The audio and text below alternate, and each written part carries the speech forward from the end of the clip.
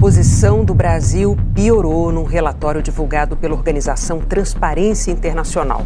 Entre os cidadãos ouvidos pela ONG, aumentou a sensação de que existe corrupção no país. O rombo financeiro nas estatais pressiona as contas públicas. A lista das empresas federais que acumulam prejuízos cresceu e o sinal de alerta também. Depois dos Correios, a Eletronuclear pediu socorro ao governo. Documentos obtidos pelo jornal Folha de São Paulo indicam que o ministro Alexandre de Moraes e a mulher dele, a advogada Viviane Barsi de Moraes, usaram aviões de uma empresa do dono do Banco Master. Daniel Vorcaro é investigado por crimes financeiros. Nos Estados Unidos, a justiça negou o pedido da defesa do ex-ditador da Venezuela, Nicolás Maduro, para arquivar o processo por tráfico de drogas. Não, todos sabiam. Todos quem? Todos do partido, desde o presidente do partido, tesoureiro, secretário, deputados, senadores, todos sabiam que isso ocorria. Isso foi desde o seu ingresso, desde o início do seu... Desde que o senhor assumiu esse cargo, já havia essa situação? Já havia essa situação. Dentre eles, Luiz Inácio Lula da Silva. O ex-diretor da Petrobras revelou que criou uma relação de intimidade com boa parte da cúpula do partido. O presidente Lula, ele era conhecido como chefe, era chamado como chefe, grande chefe, Nine, ou esse movimento com a mão. Eu queria deixar claro, que eu cometi ilegalidades. Quero pagar pelas ilegalidades, mas eu quero pagar pelas ilegalidades que eu cometi. Vou fazer essa situação que a gente vive, vou fazer uma comparação com o teatro. Eu sou um ator, tenho um destaque, um papel de destaque nessa peça, mas eu não fui e não sou nem o diretor, nem o protagonista dessa história.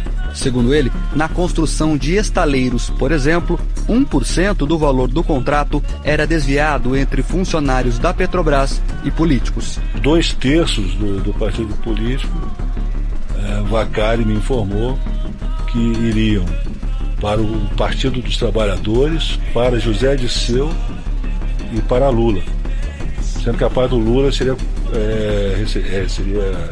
gerenciada por Palocci. O Vacari, ele foi apresentado como um homem do presidente Lula que iria cuidar dos interesses junto à Petrobras, das empresas que atuavam junto à Petrobras.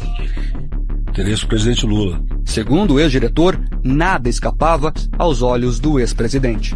Ficou claro, muito claro para mim, que ele tinha pleno conhecimento de tudo e detinha o comando. Atenção, Brasil, porque o cerco se fechou de vez. Para muitos que acreditavam que a impunidade tinha tomado conta do nosso país, parece que agora uma força maior, uma força que está vindo lá de fora, começou a mexer nas estruturas desse sistema. E acredite se quiser, até a Globo se propôs em derrubar Lula e Xandão. Lula, um nome já marcado por escândalos que chocaram o Brasil, volta ao poder cercados por novas denúncias, novas polêmicas, novos escândalos como o do INSS, Banco Master, e o rastro de revolta só aumenta. Tá cheio de jovem na idade de vocês que fica na internet todo dia. Nenhum político presta, todo mundo é ladrão, todo mundo é corrupto, todo mundo. Quando vocês estiverem achando que ninguém presta, que eu não valho nada, que o Camilo não vale, que o Mano não vale, que os deputados não vale, que o prefeito não vale, ainda assim, não desistam da política, entrem na política, porque vocês são as pessoas honestas que vocês querem que eu seja. Então não se acovardem, entre na política, escolha um papel e todo mundo pode assumir responsabilidade, sobretudo para desmontar as mentiras da internet. Junto dele, nomes poderosos que muita gente acreditava serem intocáveis, como Moraes, Toffoli, Gilmar Mendes, entre outros. Mas dessa vez, meus amigos, parece que a história vai ser diferente. As eleições estão se aproximando, o povo brasileiro está acordando, abrindo os olhos e começando a enxergar tudo. Até petista, que era petista, já não suporta mais o que está acontecendo dentro do Brasil. E a pergunta que fica é: você acredita que o PT não vence as eleições de 2026? Você vota em quem? Em Flávio Bolsonaro? Comenta aqui embaixo, comenta 22, porque o que eu vou mostrar aqui nesse vídeo é pesado, é forte. Dessa vez o jogo virou e o desespero pode ter batido de vez, e pode ter certeza, eles vão se arrepender de ter nascido. Antes de continuar com esse vídeo, eu preciso que você me ajude encarecidamente, por favor, eu te peço. Deixa o joinha para esse vídeo agora mesmo. E se você não é inscrito, inscreva-se aqui no canal. Compartilhe esse vídeo. Bora fazer com que esse canal chegue a 1 milhão de inscritos. E sem mais enrolação, vamos pro vídeo. Meus amigos, o que está vindo agora é simplesmente inacreditável. Informações que começam a circular nos bastidores apontam que Donald Trump teria tomado conhecimento do plano que estava sendo articulado para as eleições de 2026 aqui do Brasil. Lula, Moraes, STF, muita gente estava fazendo um plano para continuar no poder dentro do Brasil. E quem achava que iria dar certo, caiu do cavalo. Porque dessa vez o cerco está se fechando. Até a própria Globo, que sempre passou um paninho, dessa vez quer derrubar Lula e Xandão. Então bora reagir a esses vídeos bombásticos, porque o que está sendo mostrado aqui agora é forte, é pesado e pode mudar tudo. Fique até o final, porque isso aqui, meus amigos, realmente é inacreditável. Meus amigos, os Estados Unidos acabaram de enquadrar Alexandre de Moraes e o governo Lula, que foram pegos em um plano sombrio para influenciar as eleições ou até vencer em 2026. Olha o tamanho da jogada. O Comitê Judiciário do Congresso americano soltou um novo relatório devastador. E o que está escrito lá destrói completamente a narrativa da defesa da democracia que o Supremo Tribunal Federal tenta vender para o mundo. A maior potência do planeta cravou com todas as letras: as ordens de Alexandre de Moraes contra a direita não são legais. Elas são punitivas. O objetivo claro e documentado é prejudicar adversários políticos. Nós não estamos falando de um documento antigo. Esta é uma versão atualizada com 85 anexos detalhando multas diárias de R$100 mil, ordens confidenciais e o bloqueio implacável de perfis. O Congresso americano está dizendo ao mundo que o processo eleitoral brasileiro corre o risco de ser manipulado não por fraude nas urnas, mas pelo silenciamento prévio de um dos lados da disputa mesmo. Como você pode ter uma eleição livre se um dos candidatos está proibido de usar as redes sociais? Para entender a gravidade do que está em jogo, nós precisamos olhar para um evento que passou completamente despercebido pela mídia tradicional. Volte no tempo para setembro do ano passado. A prestigiosa Universidade de Stanford, no coração do Vale do Silício, sediou um encontro a portas fechadas. O título oficial do evento falava sobre conformidade e segurança no ambiente digital. Mas a realidade exposta agora por parlamentares americanos era infinitamente mais sombria. Aquela mesa redonda reuniu representantes de países que estão construindo o que os próprios americanos chamam de um crescente regime global de censura. Estavam lá delegados da Austrália, do Reino Unido, da União Europeia e, para surpresa de muitos, o Brasil tinha uma cadeira de destaque nessa reunião. O governo brasileiro enviou um representante diplomático de alto escalão para sentar com essas autoridades estrangeiras. O objetivo não era debater a liberdade. O objetivo, segundo os documentos oficiais de Washington, era alinhar táticas para minar a liberdade de expressão e criar mecanismos de controle sobre o que as pessoas podem ou não dizer na internet. Olhe o nível do que estamos enfrentando. O Brasil, sob a atual administração, não está apenas aplicando a censura dentro das suas fronteiras. O país se tornou um laboratório ativo, um parceiro estratégico em uma aliança internacional desenhada para calar vozes dissidentes em escala global. Eles foram aos Estados Unidos para discutir como apertar o cerco. Mas a audácia do sistema brasileiro foi longe demais e agora a conta chegou. O Comitê Judiciário da Câmara dos Deputados americana lançou um relatório oficial focado exclusivamente no caso do Brasil. E as conclusões desse documento são um soco no estômago de quem ainda acredita que vivemos em uma democracia plena. Os congressistas americanos analisaram as ordens judiciais emitidas pela Suprema Corte brasileira contra plataformas de tecnologia. Eles leram os despachos, analisaram as multas milionárias e chegaram a uma conclusão devastadora. As ordens emitidas contra a oposição, especialmente contra a família do ex-presidente Bolsonaro e seus aliados, não têm base legal sólida. Elas têm um caráter estritamente punitivo. O documento americano crava que o aparato judicial do Brasil está sendo usado como uma arma política. Eles chamam isso de lawfare. É o uso das leis e dos tribunais para destruir adversários que não podem ser derrotados nas urnas.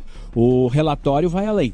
Ele revela que houve tentativas de usar a força do Estado brasileiro para exigir dados pessoais e rastrear opositores políticos que estavam em solo americano, buscando refúgio contra perseguições. É uma tentativa clara de estender o braço punitivo do Estado para além das nossas fronteiras, desafiando a soberania de outras nações. Só que tem um detalhe nessa história que fez o Palácio do Planalto perder o sono. Os americanos não estão apenas preocupados com o que aconteceu no passado. Eles estão olhando para o futuro.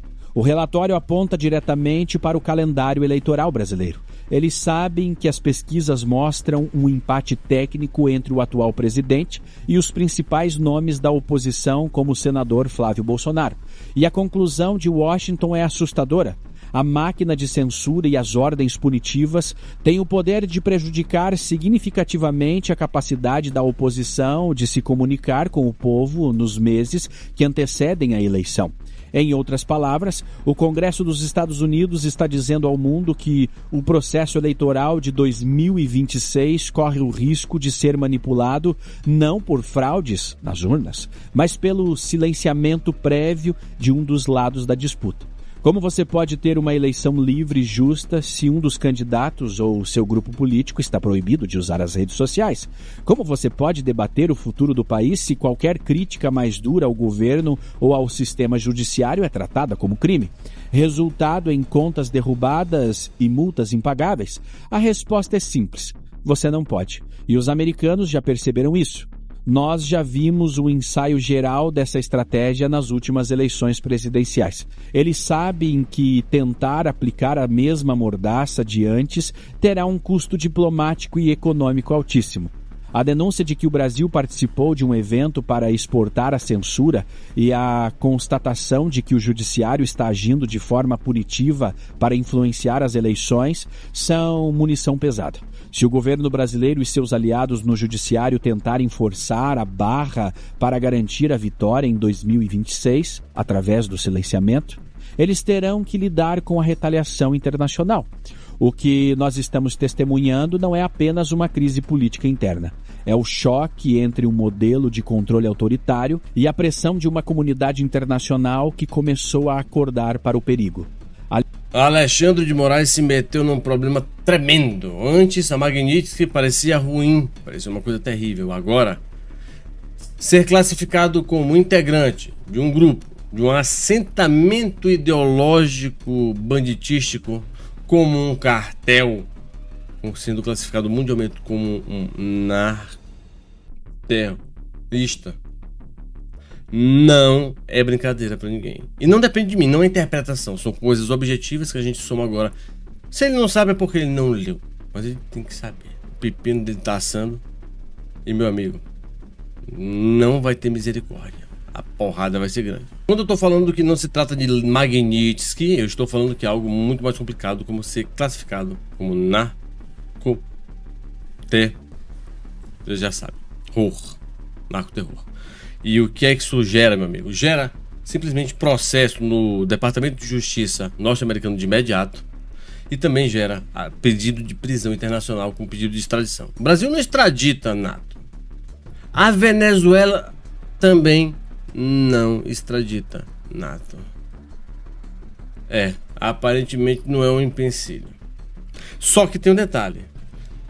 Quem trabalha junto com o Donald Trump e convence o vice dele, o brother também lá da Rumble, um é o Martin de Luca e o outro é o Schwartz. Só que também os dois acharam por bem citar do nada dentro do processo da Trump Media que move contra o Moraes, pedindo 20 milhões de dólares de indenização porque tirou o Rumble do ar do Brasil.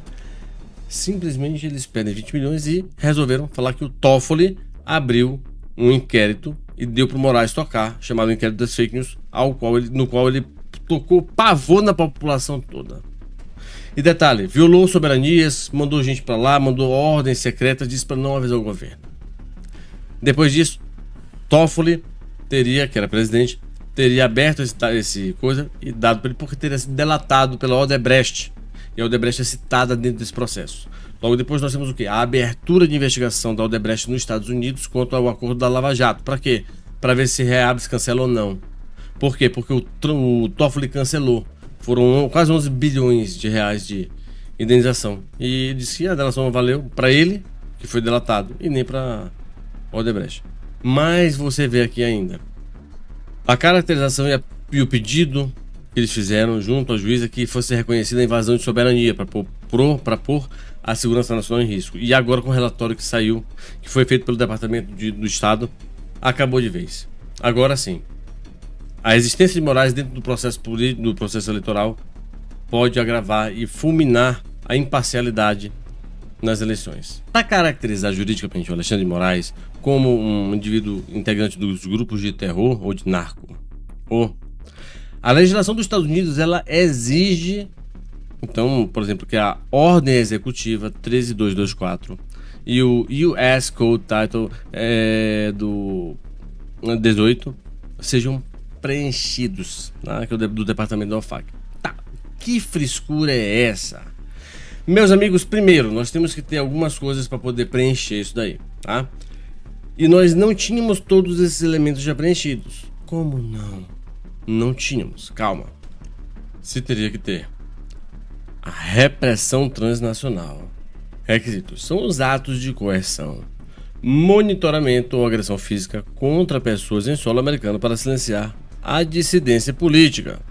E o que nós tivemos? Tivemos isso de forma muito clara. O Moraes, essa pessoa deformada ao seu lado direito, excedeu a jurisdição nacional quando deu ordens para os Estados Unidos cumprir, empresas americanas cumprirem lá diretamente por lá, sem passar pelas barreiras diplomáticas, e por logo pediu também para não informarem nenhuma quebra, nenhuma ordem ao governo, porque estava em sigilo. E com isso, meus amigos, foi considerado um abuso tremendo. E o que virou a chave de vez, pessoal, foi a questão do monitoramento de algumas pessoas que moram lá, alguns cidadãos americanos lá, e aqui é que se encaixa e preenche esse requisito totalmente. Principalmente quando se monitorou através de um policial federal a mando de Alexandre de Moraes, nos Estados Unidos, lá em Miami, uma brasileira, cidadã americana, você recorda dela?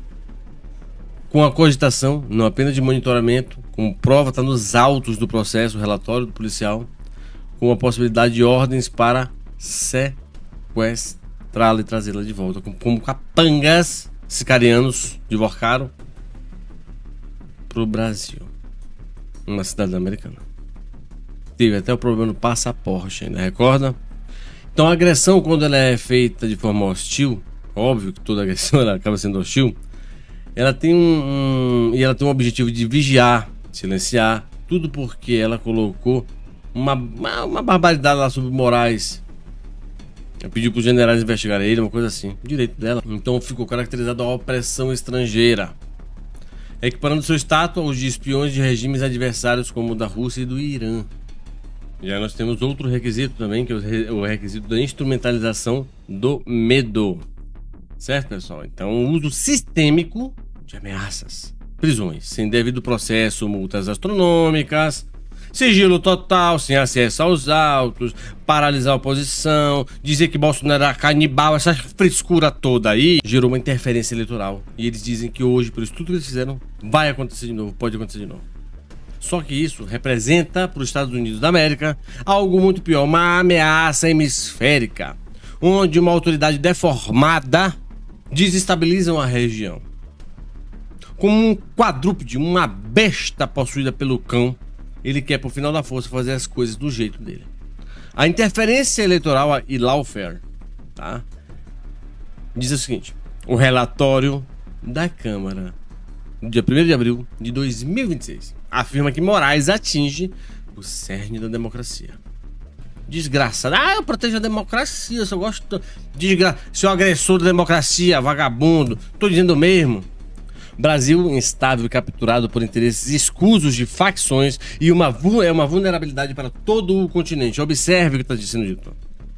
Afirma que Moraes atinge o cerne da democracia e para os Estados Unidos, o Brasil é um país instável e capturado por interesses escusos de facções, ou seja, interesses indecentes, criminosos de facções. O Brasil é um estado capturado por facções e é uma vulnerabilidade para todo o continente, ou seja, para os Estados Unidos também, para a segurança interna norte-americana. Foi a mesma parada na Venezuela. Será que os caras são cagados de sorte e nós não? Pois é. E ademais, taxar o PC, o CV, essa corja de vagabundo aí, como a galera do terror, facilita demais. Por quê? Qualquer um que dê apoio ideológico, jurídico, financeiro para essa galera, automaticamente pode ser decretado um apoiador desse grupo vagabundo de narcoterror e punido do mesmo jeito. Mas Mauro, o que significa? Calma que o Titio Mauro vai explicar pra você. E ainda tem mais, pessoal, a repressão do medo. Lembra que negócio atrás do medo que eu falei pra vocês? Tem aquela questão também global que ele baniu, por exemplo, o Alan do mundo todo, não pode ter YouTube. Não podia ter YouTube. Aí dentro, meu irmão, tô dizendo mesmo, um vagabundo desse querendo proibir os outros. Tá, mas olha só. Esse quesito que a gente não tinha, mas agora a gente vai ter. E muito bem. Que é o suporte material ao terror. Como assim? Bem, meus amigos, a prova de que o indivíduo fornece recursos, consultoria ou serviços a organizações já designadas como terror ou criminosas transnacionais. O PCCV. Cumprimento em fase de verificação crítico é como se encontra.